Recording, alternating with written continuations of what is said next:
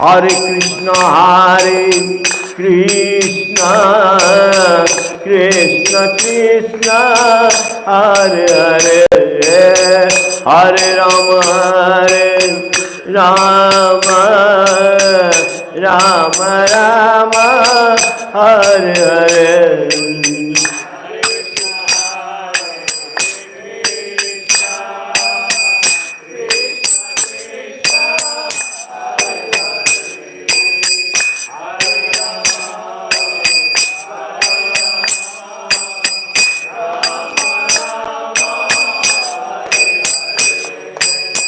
Hare Krishna, Krishna Krishna, Hare Hare, Hare Rama, Rama Rama, Hare Hare.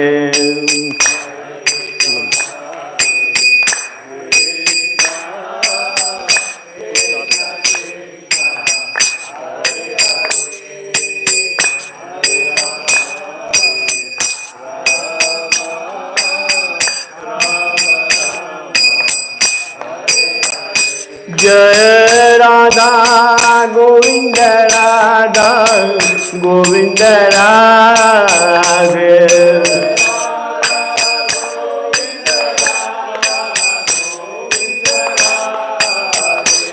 Jai Radha Govinda, Radha Govinda Radhe.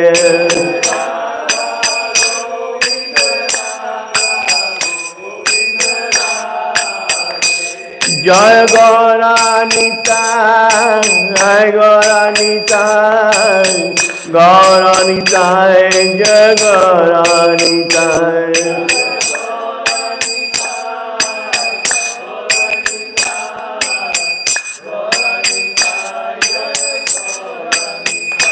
Jai Giri Govardhan, Giri Govardhan, Giri Govardhan, Jai Giri Govardhan.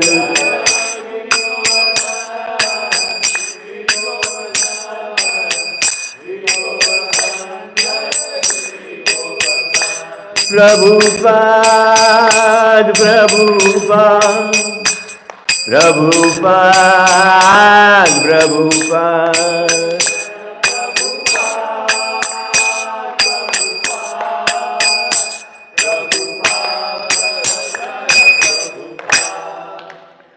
Namaste Narasimhaya,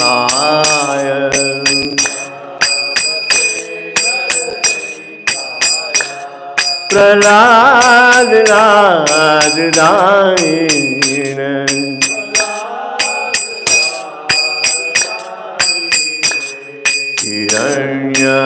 Hiranyakashipu Vaksha,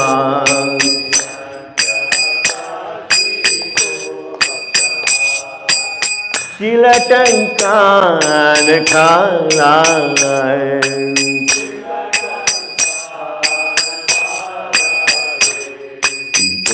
Nrasiho Parito Nrasiho,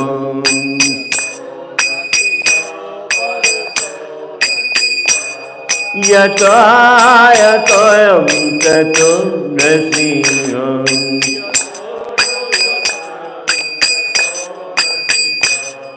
Bahir Nrasiho Hriday Nrasiho,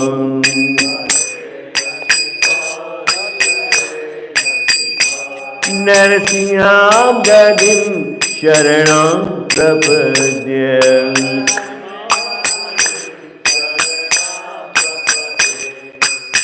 Tav Kar Kamal Vare Nakham Adbhuta Sringham, Dalita Hiranyakashipu Tanu Bringa,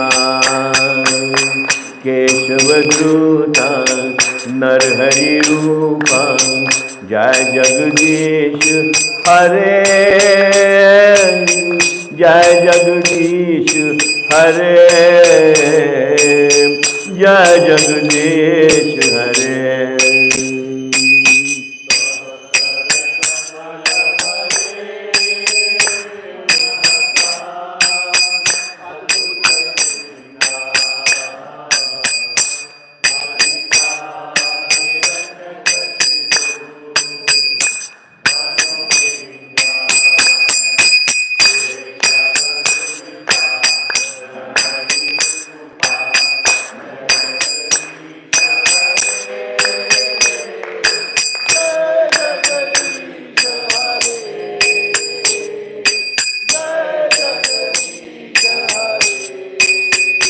जय नृसिंहदेव नृसिंहदेव नृसिंहदेव जय नृसिंहदेव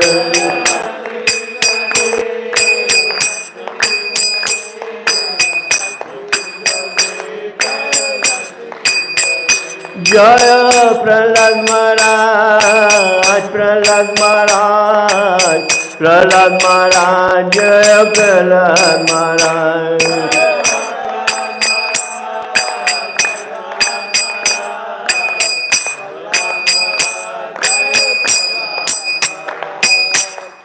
नरसिंहदेव भगवान की जय भक्त प्रहलाद महाराज की जय श्री राधा गोविंद देव की जय श्री प्रभुपाद की जय नमो विष्णुपाद परमहंस परिकराचार्य अष्टोत्तर सदा भक्ति वेदांत स्वामी श्री प्रभुपाद की जय भक्ति सिद्धांत सरस्वती गोस्वामी महाराज की जय अनंत कोटि वैष्णव वृंद की जय नामाचार्य हरिदास ठाकुर की जय प्रेम से कहो श्री चैतन्य प्रभु नित्यानंद श्री अद्वैत गदाधर श्रीवासदि गौर भक्त वृंद की जय अंतरिक मायापुर धाम की जय वृंदावन धाम की जय तुलसी देवी की जय भक्ति देवी की जय समावेश भक्त वृंद की जय गौ प्रेमानंदे all good assembled devotees, all good assembled devotees, all good assembled devotees, all good Guru and Gauranga. Hare Krishna everyone. Today is the most auspicious day. It is the Varutuni Ekadashi. So today is the Ekadashi, who already has a darshan of Shri Radha Govinda dressed up in a silver dress. So it's very auspicious. And I also see a couple of babies, newborn babies, right? And they are so fortunate that they were just sitting right in front of Radha Govinda and be blessed by Radha Govinda. So they are very fortunate, their parents are also very fortunate, and we are also very fortunate because we have never ever seen such a visitors will bring babies. And because of pandemic, it was slow down. Now it has come back again, and people are, getting there. Now what we'll do, that we'll talk a little bit about some spiritual topics, and especially from Bhagavad Gita. And everyone can join and listen to the beautiful nectarian advice, or what you call guidance, from Lord Sri Krishna. So I will read one verse, and first we will have some formalities. Om Ajnanam Timirandasya Gnananjana Shalakaya Chakshurunmilitam yena tasmai Shri Guruve Namah. I was born in darkest ignorance, and my spiritual master opened my eyes with the torch of knowledge. I offer my respectful obeisances unto him.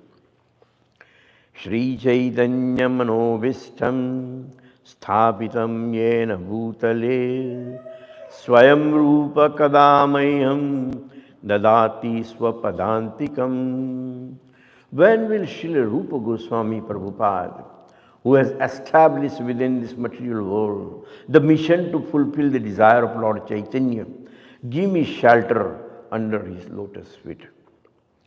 Vandeham Shri Guru Shri Yuta Padakamalam Shri Gurun Vaishnavansha Shri Rupam Sagrajatam Sahagana Raghunathan Vitantam Sajivam Sadvaitam Savadhutam Parijana Saitam Krishna Chaitanya Devam Shri Radha Krishna Padan Sahagana Lalita Shri Vishakhan Vitauscha. I offer my respectful obeisances unto the lotus feet of my spiritual master and unto the feet of all Vaishnavas. I offer my respectful obeisances unto the lotus feet of Srila Rupa Goswami, along with his elder brother Sanatan Goswami, as well as Raghunath Das and Raghunath Bhatta Goswami. Gopal Bhatt and Srila Jiva Goswami.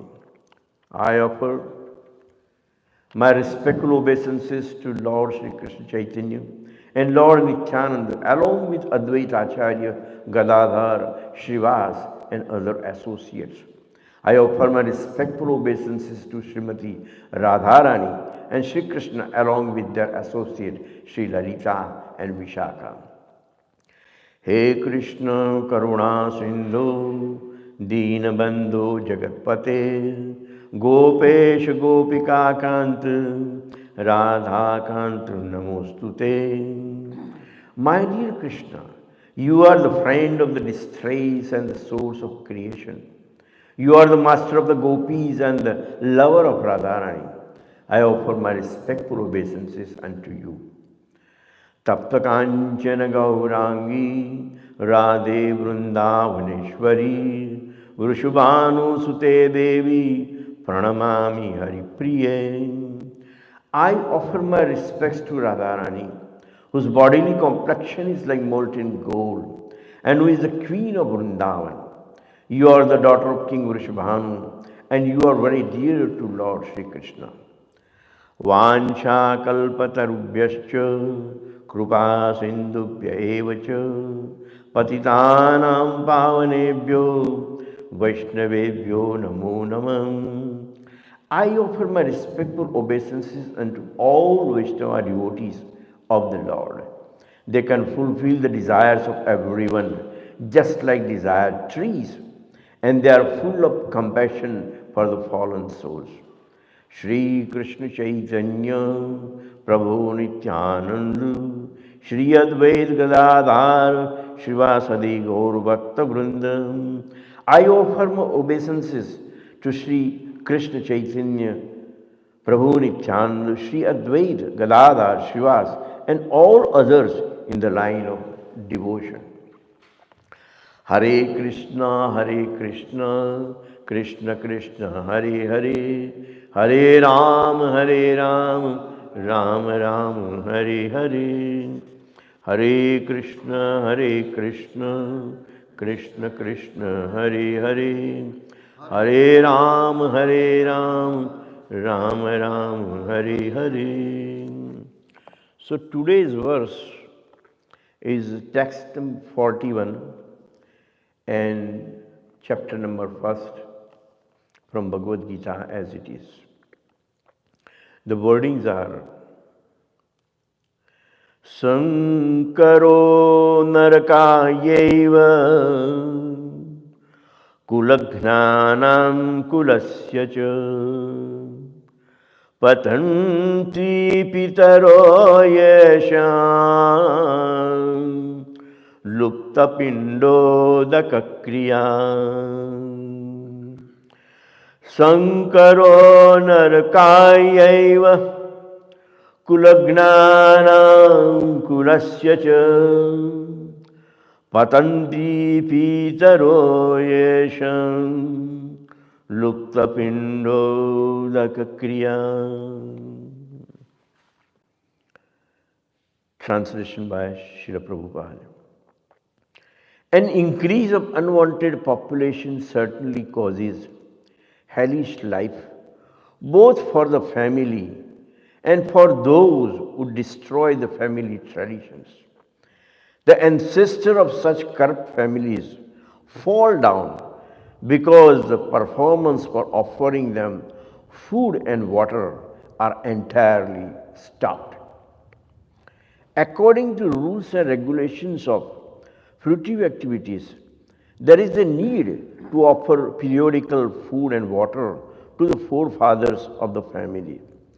This offering is performed by worship of Lord Sri Vishnu, because eating the remnant of food offered to Vishnu can deliver one from all kinds of sinful actions. Sometimes their forefathers may be suffering from various types of sinful reactions, and sometimes some of them cannot even acquire a gross material body, and they are forced to remain in subtle bodies as a ghost.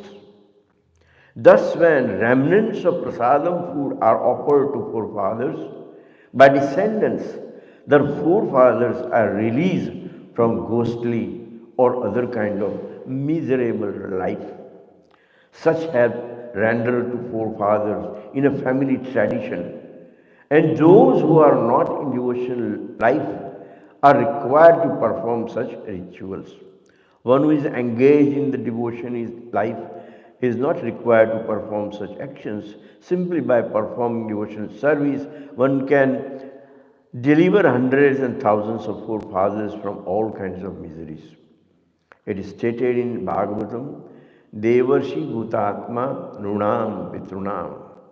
Anyone who has taken shelter of the lotus feet of Mukunda, the giver of liberation, giving up all kinds of obligation, and has taken to the path in all seriousness, owes neither duties nor obligation to the demigod, sages, general living entities, family members, human kind or forefathers. Such obligations are automatically fulfilled by performance of devotional service to the Supreme Personality of Godhead. Now, the reason is there is a need of some explanation. That is why we selected from 7 to 8, we will just discuss this. What you call subject, because it is like you want to learn how to drive and it says stop on red, go on green. So you should note in your mind that you have to stop on red and go on green. But then again in the next line it says, but policeman can go in red. Policeman doesn't have to stop in red, right? The police officers, they don't have to wait for a green signal. So you get confused a little bit. And everybody was trying to become a policeman and try to go through the red light. Why? Because there was some option given to it. Now here, that is why I would like to throw some light on this particular matter. And now what happens that in order to understand this particular verse, it's not what you call reading one time only will help you. You have to read this particular verse in reference to context. And that is why the first thing you should know that where, what, how, when, all those things you have to know. In order to know that, we have to go back a little bit and try to understand this particular matter. So in previous verses, one of the verses was Senayor Ubayor Madhya Ratham Sthapayame Achyuta. Arjun says to Krishna, when Krishna says, we are on, let's fight. But Arjuna says, I do not know who am I supposed to fight with. I heard about all those Duryodhans and my grandfather and my teachers and beloved friends and family members. But I want to see them actually on the battlefield. So can you take my chariot over there and then that way I can see better? Bring them as near as possible and I will see who that people are. They are ready to fight with me. So Arjun said, O infallible one, please draw my chariot between the two armies so that I may see those present here who desire to fight and with whom I must contend in this great trial of arms. So he is a little bit curious about it. But then what happened? That as soon as Krishna brought the chariot near to the enemies, they were ready to fight.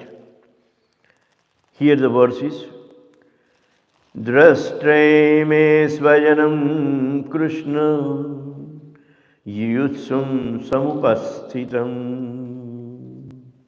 Arjuna said, my dear Krishna, seeing my friends and relatives present before me, in such a fighting spirit, I feel the limbs of my body quivering and my mouth drying up.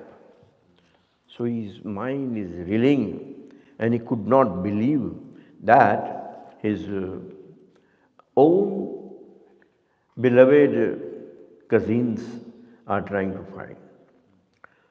And then, Nacha shakshnomya sthatum brahmati vachame mana nimittani cha pashyami viparitani keshava.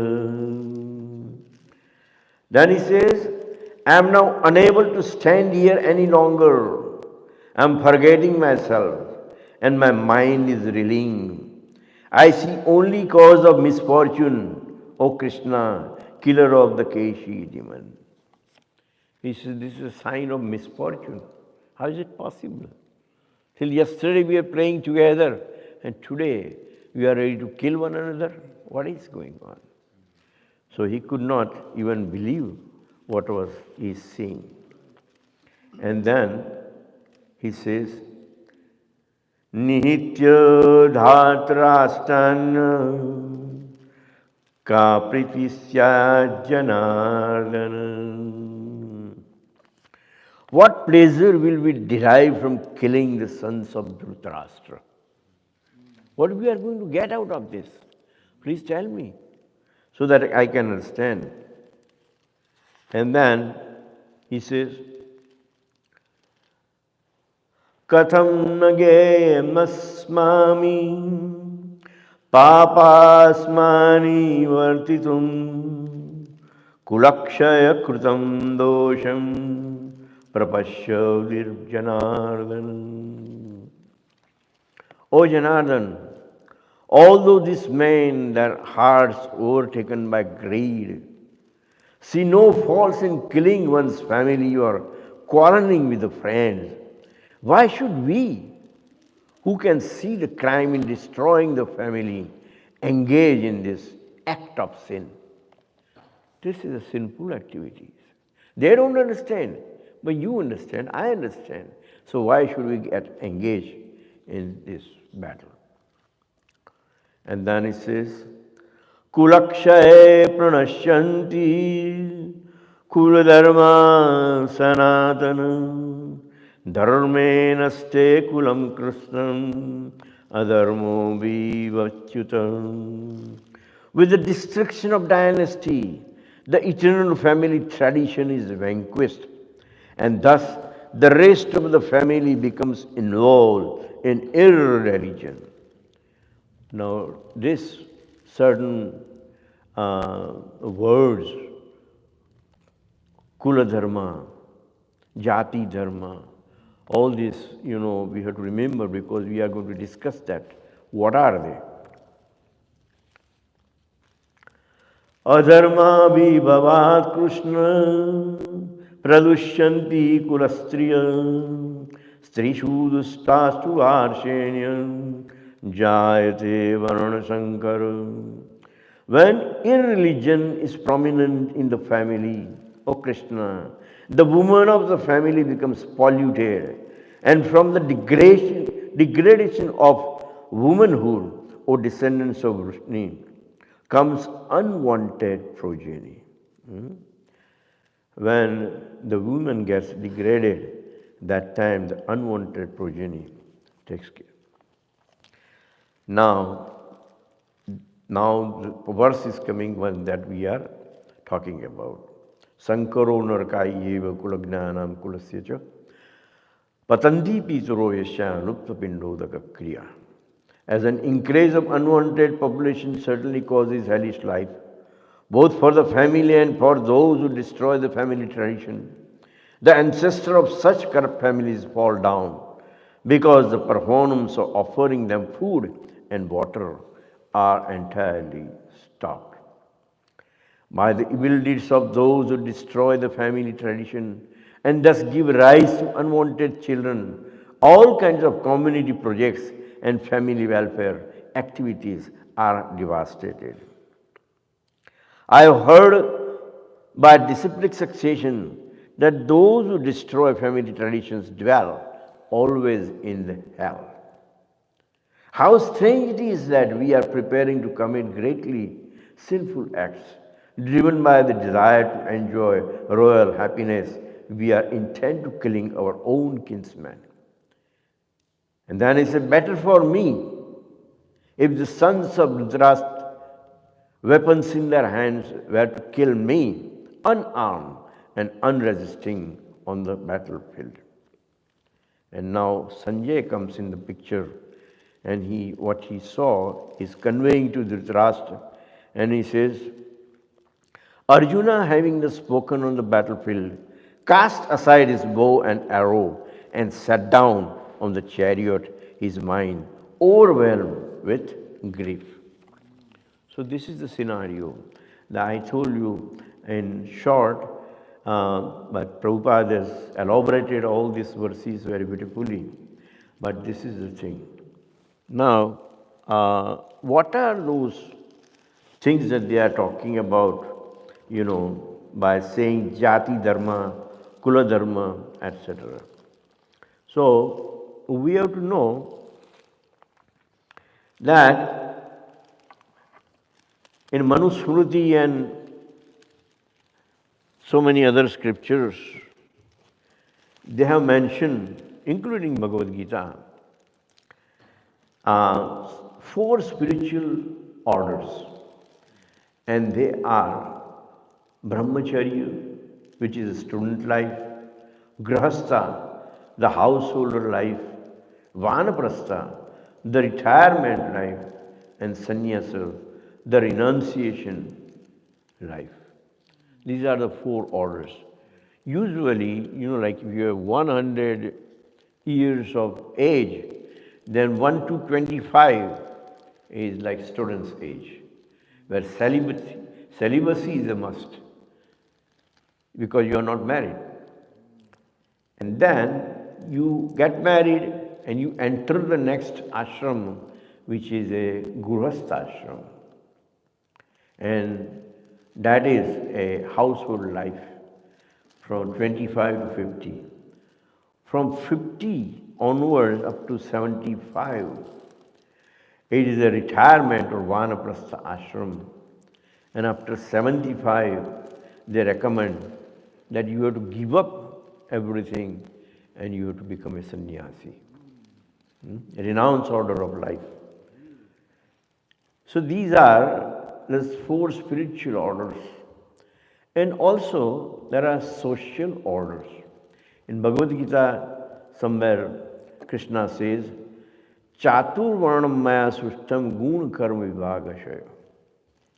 So, according to the qualities, the Brahmanas, Kshatriyas, Vaishyas and Shudras are distinguished by the qualities born of their own natures in accordance with the material modes. Chaturvanya, 4 kind of people, and that is Brahmana, Kshatriya, Vaishya and Shudra. So we have to know what are the qualities that makes you Brahmin. What kind of qualities you should have which will make you Kshatriya or Shudra or Vaishya. First of all, it says that Janmana Jayate Shudro Samskare Dvija Uchyate. Janmana Jayate Shudro means everyone is born as a Shudra, the lowest class. You, me, he, him, everyone. One should not feel bad that, oh, you call me Shudra. I was born in a Brahmin family. I was born in a Vaishya family or Kshatriya family. Yes, you are born. But Janmana Jayate Shudro. When you are born, like there were some babies here. If I tell you that you are a baby, you will feel offended. No. You have to accept that truth. That you are a baby, you didn't know how to use the bathroom, right? So that's the kind of thing. You didn't go to school. You have to samskare dvij uchyate. You have to go to school and learn and either you accept spiritual master and qualify into spiritual life, or otherwise you are a Shudra. So the Brahmanas have certain qualities, and those qualities are peacefulness, self-control, austerity, purity, tolerance, honesty, knowledge, wisdom, and religiousness. If you have these qualities, if you are lacking even in one, you are not a Brahmana. You have to cultivate all this: peacefulness, self-control, austerity, purity, tolerance, honesty, knowledge, wisdom, and religiousness. And how do they actually act? What do they do? Adhyapana, adhyayanam, yajanam, yajanam tatha, danam pratigriham chaiva, brahmana nama kalpate. It's a study and teaching of Vedas. You must learn first. You must learn and read and understand Vedas. And then, once you are learned, then you preach and teach to other people. That's your business. If you are doing that, you are Brahmin. Yajanam yajanam tatha. You perform fire sacrifices and also you assist other people, officiate for them the fire sacrifices. Then you are Brahmin. Accepting as well as bestowing the gifts. That's a Brahman. That you just don't accept money, okay, Prabhu, thank you, thank you. No, you have to also give some charity. That's a Brahmin. So, same thing with Kshatriya: heroism, power, determination, resourcefulness, courage in battle, generosity, and leadership. These are the virtues or qualities of a Kshatriya. Now here, we are reading this Bhagavad Gita, in which what happens that Arjuna is actually, he knows, and he didn't want to fight with the teacher. The teacher is the one who grandfather taught him how to live this life and how to use his talents and qualities in a practical life, how to fight. And he is fighting with Bhishma Pitamaha and releasing so many arrows at a time that every pore of his skin were pierced by arrow. Everywhere you find arrows. And when he fell down, he fell on the arrows, on the bed of arrows. Now even today, in ordinary war, at the end of the war, end of the day, they have doctors coming and helping those who are injured or need some medical help. Even today they do that.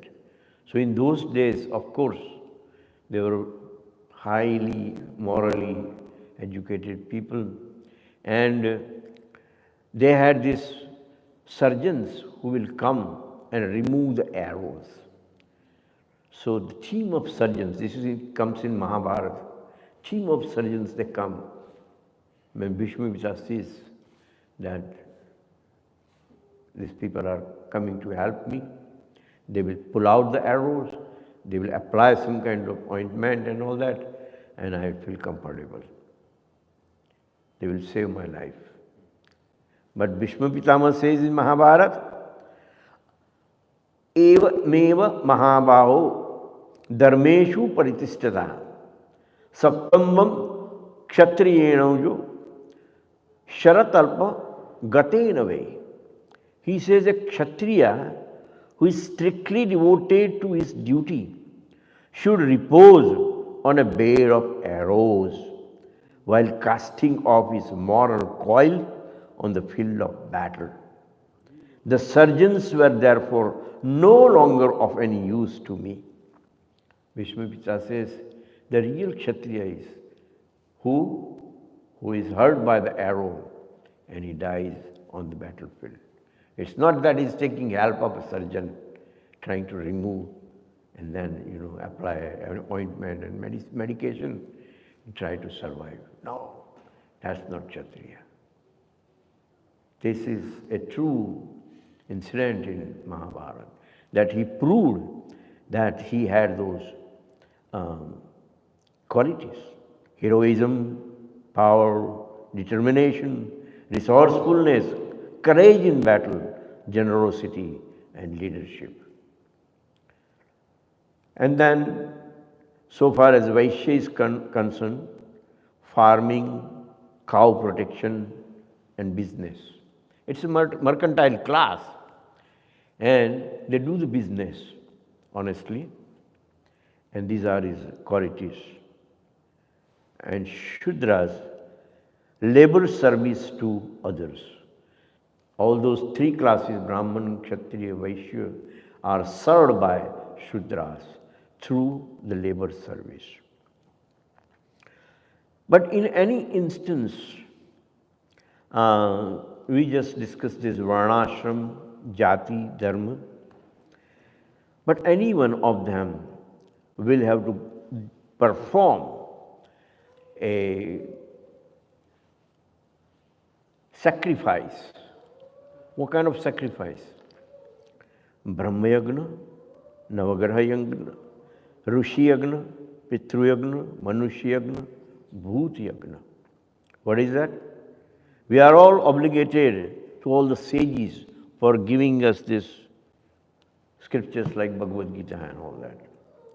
So that is a Rishi Yagna.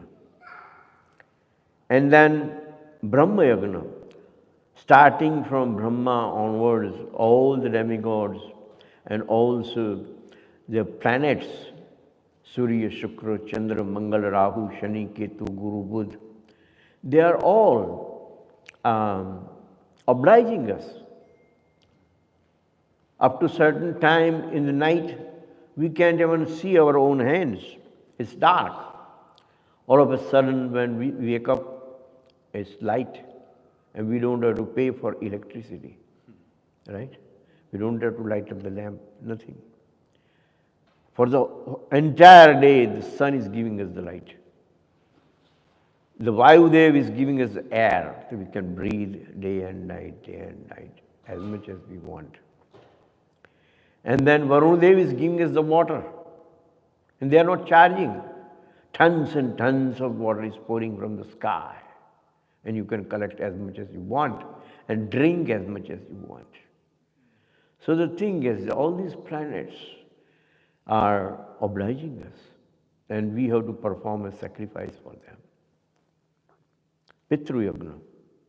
This particular body is given by father and mother, and their body was given by the grandfather and grandmother. And similarly, we go all the way up to Brahma, and we are given this body through these ancestors. So we owe them, and that's why we have to do the Pitru Yagna. Manushya Yagna.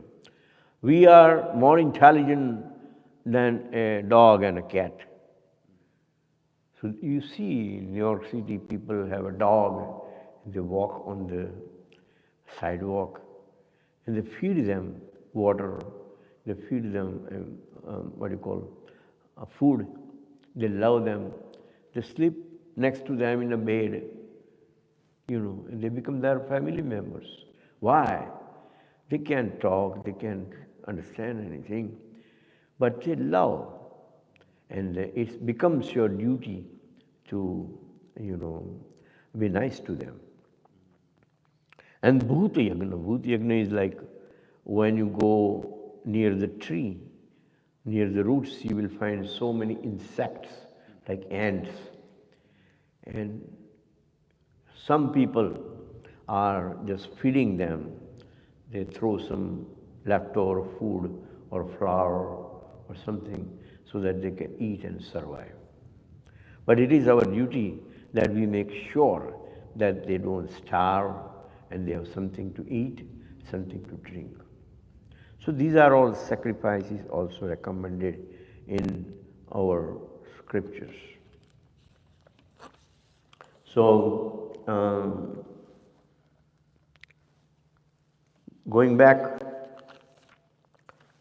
to this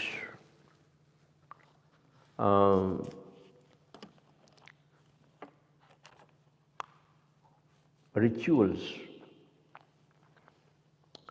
a couple of things that I would like to mention is today is like Varuthini Ekadashi, and if you read the Ekadashi Mahatmya, there is, they say that of course we worship Radha Govinda, which is okay, but Krishna has many names.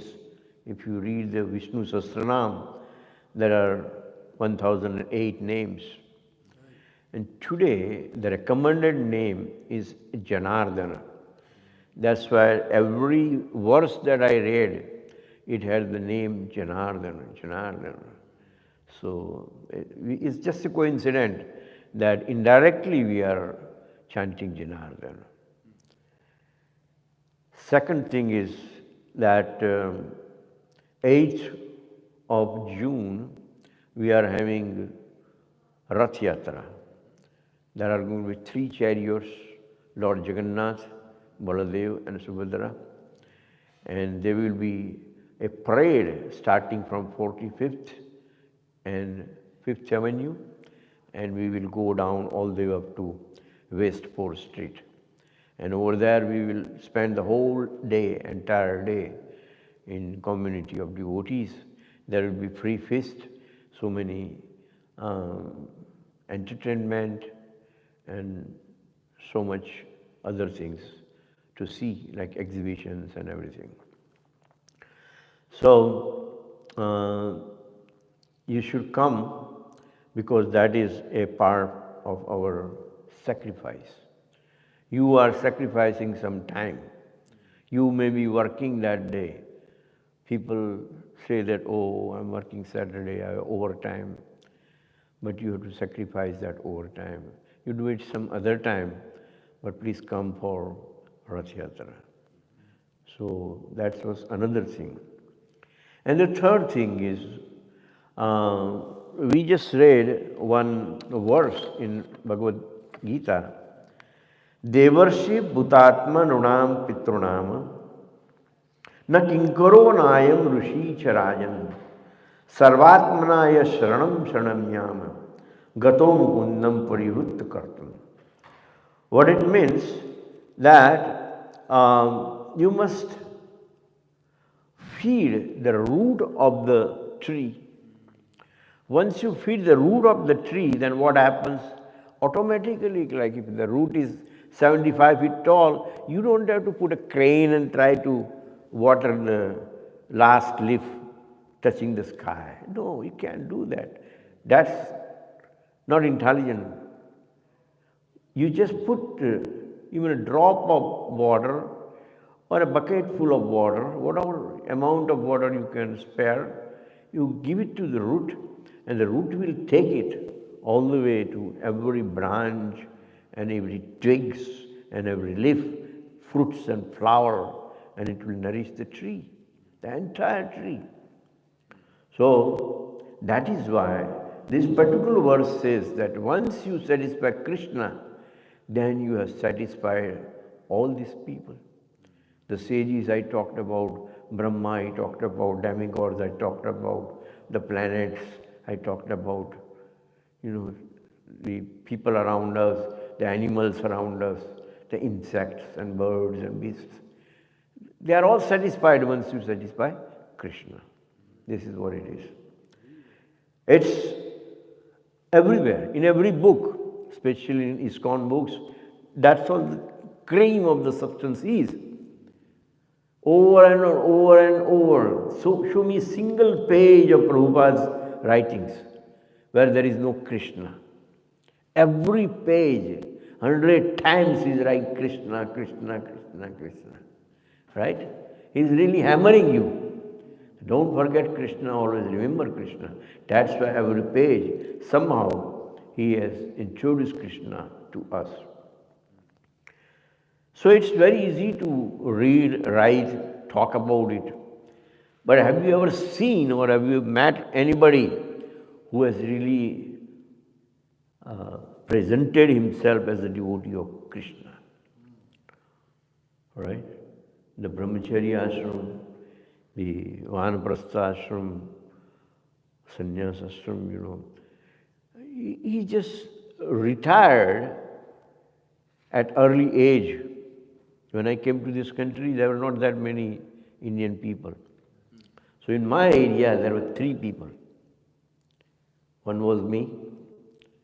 Second was another person who is a multimillionaire, billionaire Indian person, and he's in New Jersey. And the third person, somehow, he joined Hare Krishna in those days, more than 55 years back, I started working with $2 an hour. I said, no. I can live without money, I don't have anything, and if I don't work, what am I going to do? I can't afford to join Hare Krishnas, The other person was Marwadi, and he says, my parents always were in business. So he opened this pier, the pier, P-I-E-R, and that's the business, Pier 5 and Pier 6 and all that. So he opened that business and garments and all kind of goodies, and he was a very successful businessman. And now he is like number 1 richest person in New Jersey. And the third person was Gopal Krishna Maharaj. Today, he is on a ventilator. He had a stroke, he fell down in the bathroom, and he's very serious. His health is very critical, and we don't know the future. But that's why I ask everyone, those who listen to me, even through this camera, online, should pray for Gopal Krishna Maharaj. So out of these 3 people, I ended up here. Narendra Lakhani, who is the richest man, he is in New Jersey. And Gopal Krishna Maharaj is sick right now. So please pray for him. And it's a sad news, but I had to say that because I want to make use of this microphone by conveying you and others about this news people may not know, because it just happened outlandish, and he has a contribution. He dedicated his whole life for Krishna in footsteps of Srila Prabhupada. Many times he used to come and visit New York, and every time he came, the first thing he will do, doesn't matter what time he comes, he will come to the pujari room and say, I would like to do the aarti. He said, okay. We got 6 times aarti, so he will do the aarti. He said, I would like to speak, give some lecture. Okay. So he will give the lecture. Always preaching. So what I was saying, that it's easy to read all these things, but it's very difficult to find a person who live by these words. And Gopal Krishna Maharaj was the one who actually proved that it could be done, Now, second thing they mentioned, Arjuna mentioned, that what will happen, Krishna, if these people die? who will do the rituals that's to be done after they are dead. That will be stopped altogether. So you should think that that's a crime and that will send you and me both to hell because we are not following the scriptures and we are not performing those rituals. So he said, please tell me. So those rituals that we have to just cover up in few minutes. First of all, if there is a dead body, you have to put it on the floor, purify him by giving a bath or sprinkling the water, and then apply the tilak. Harinam akshara yuktam bhale gopi mudankitam tulsi maliko raksham sparshe yurna yamudbhaya. It says that the person who is marked with gopi chandan, this tilak that we do, those bodies adorned with tilak or gopi chandan and mark all over with holy names of the Lord, and whose neck and chest are adorned with tulsi mala, will never be approached by Yamadutas. So in order to save the person from hellish condition, first thing you do, you apply tilak. On the forehead you say Om Keshvaya Namah. On stomach, while applying you say Narayana Namah. On chest, while applying you say Madhavaya Namah. On throat, while applying you say Govindaya Namah. Right side, Vishnave Namah. Right upper arm, Madhusudanaya Namah. Right shoulder, Trivikramaya Namah. Left side, Om Vamanaya Namah. Left upper arm, Om Sridharaya Namah. Left shoulder, Hrishikeshaya Namah. Upper back, Om Padmanabhaya Namah. And lower back, Om Damodaraya Namah. Now you may think, how can we remember all these things? But you should also, that's why, learn some of the verses. Lalate Keshavam Jayam Narayana Thodare Vakshasthale Madhavam Tu Govinda Kanthakupake Vishnum Cha Dakshine Kuksho Bahu Cha Madhusudanam Trivikram Kandare Tu Vamanam Vamaparshvake Sridharam Vamabahotu Rushikesham Chakandare Pruste tu Padmanabam Cha Katyam Damodaranyasid. So when you read these 4 lines, then naturally Om Keshvayanam, Narayana, Madhavaya, Govinda and Vishnavena, it automatically comes. Right? Then you should put the new clothes, new neck beads, chanting beads with bag with the dead body. You are giving them the Brahmanical thread, the Janoi, and you have to chant Om Yagno Pavitam Paramam Pavitram Prajapate Yat Sahajam Purasthato Ayushamagram Pratimunja Shubram Yagno Pavitam Balamastu Tejaha. By chanting this mantra, you also give him the Brahmanical thread.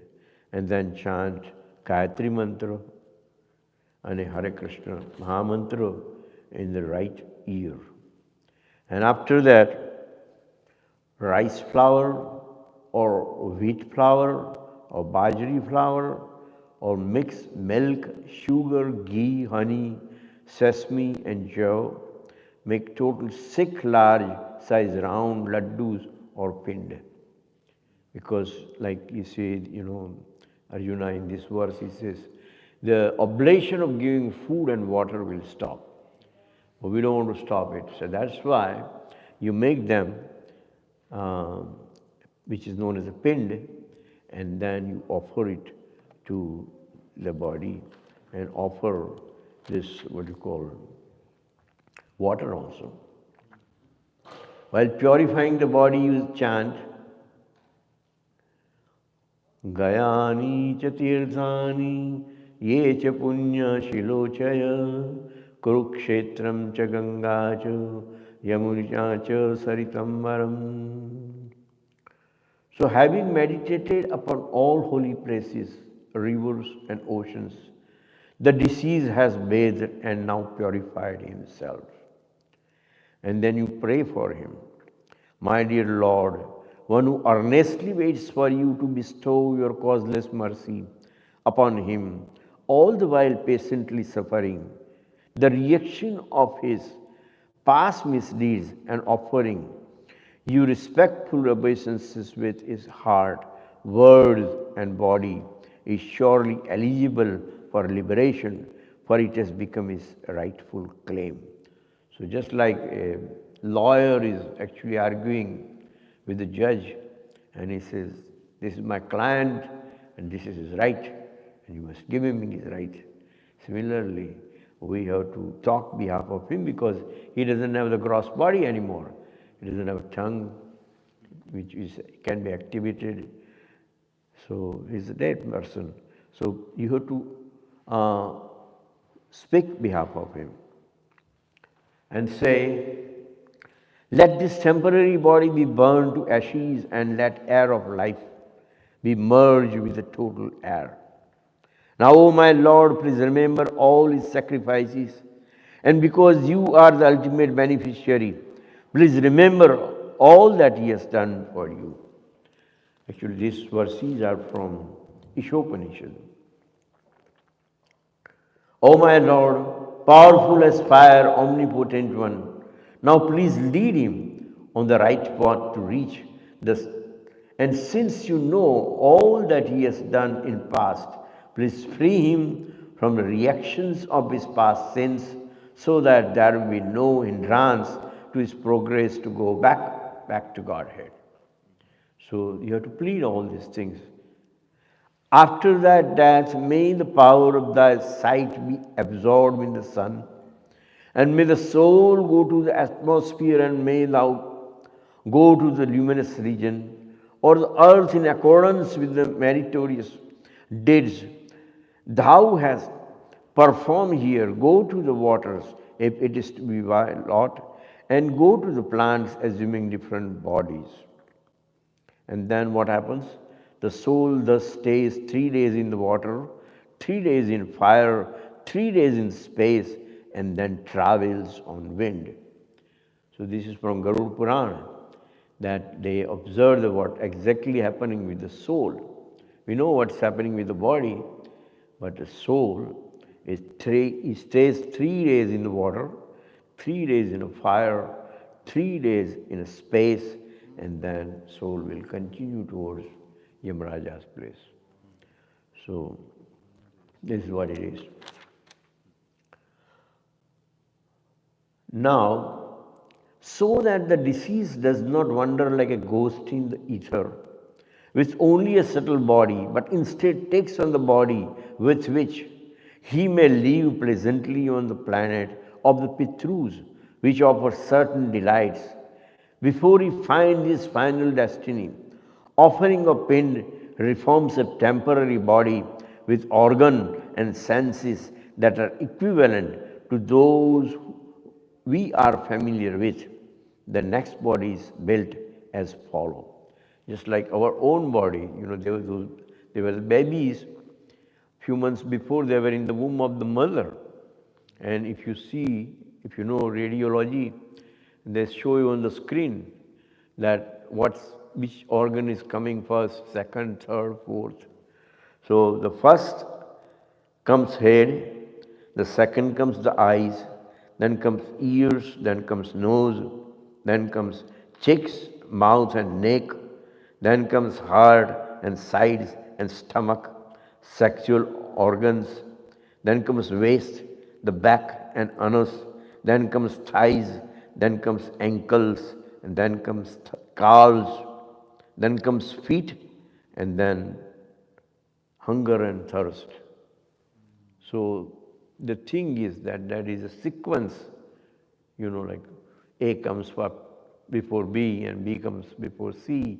Similarly, all the limbs are. My daughter was pregnant and I went to the doctor, and every time doctor will show now, today. Then I started talking to him and said, now thighs, now ankles, now He said, are you a doctor? No, I'm a priest. So how do you know that? I say in our scripture, everything is given. Can you believe this? They were surprised. Radiology is something new. And they said, we just found this. But I said, no, this is already in the scripture from the day number 1. Bhagavad Gita says that. So this is, the thing is very wonderful. And in due course of time, the living entity will rejoice his forefathers' community on the planet of Pitrus, who will bestow their blessings upon the family that keeps performing the ritual and protects its descendants, maintaining preserving the happiness of the Pitrus or forefathers. At the end of the journey, the devotee will enter Goloka or continue his devotional service at the lotus feet of Krishna. And therefore, the highest perfection of human life is to remember the Supreme Personality of Godhead. At the end of one's life, Krishna has promised this. What he has promised? Antakale mameva smaran mukta kalevaram yaprayati madbhavam yati natra samshaya. Whoever at the end of the life quits his body, remembering me alone at once attains my nature. Of this there is no doubt. Yam yam vapi smaranam bhavam tyajante kalevaram tam tamevam kaunteya sadatad bhav bhavitam. Whatever state of being one remembers when he quits the body, that state he will attain without fail. After attaining me, the great souls who are yogis and devotional never return to this temporary world, which is full of miseries, because they have attained the highest perfection. From the highest planet in the material world down to the lowest, all are places of miseries, where in repeated birth and death take place.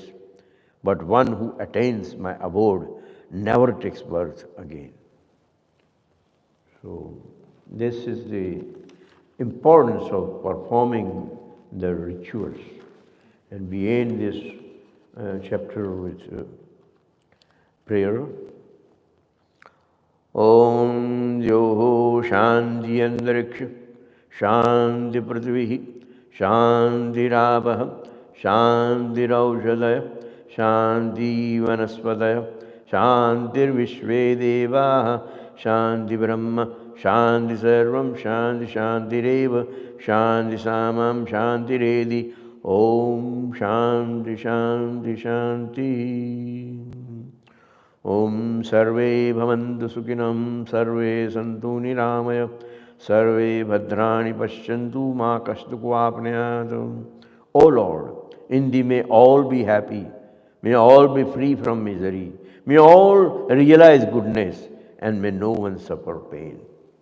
Hare Krishna. Thank you very much.